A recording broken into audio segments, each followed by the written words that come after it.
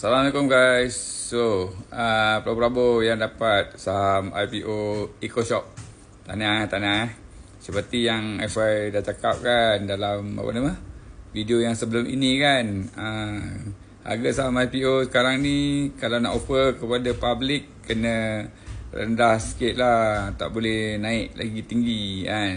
Kalau offer pada harga yang sama, dia problem sikit lah, dia tidak menarik minat pelabur-pelabur awam untuk membelinya kan.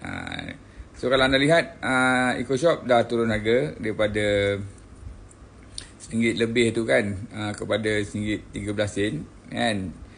Kemudian kuku pun dah turun, RM1.29 kepada RM1.10 kan. Cerita dia kalau anda lihat Fibromat dengan West River itu daripada harga rendah dia naikkan kan.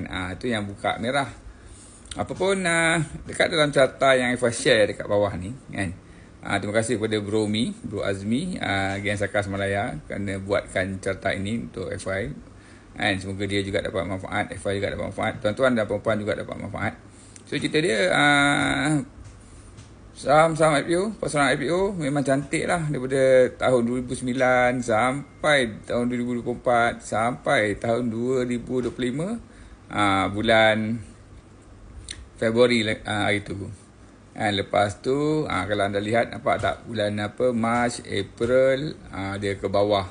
Pasaran IPO dah tak boleh buat duit under subscribe. Lepas tu ramai yang kena moratorium dan sebagainya, tuan-tuan dan puan. Tapi kalau anda lihat pada bulan Mei ni dah mula saham-saham IPO tu daripada 22 yang ada tu pada bulan Mei ni yang listing tu dah ada yang buka harga sama dan ada yang buka atas. EcoShop dah buka atas. So cantik lah tu. Jadi kita kena tunggulah tengok oversubscription dia meningkat lagi ke tak kan.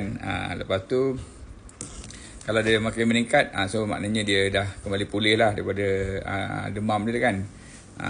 So hari ni saham ASM Automation dah keluar kat MITI, dan kita ada bulan Juni kita ada banyak juga saham-saham yang akan disenaraikan, betul tak?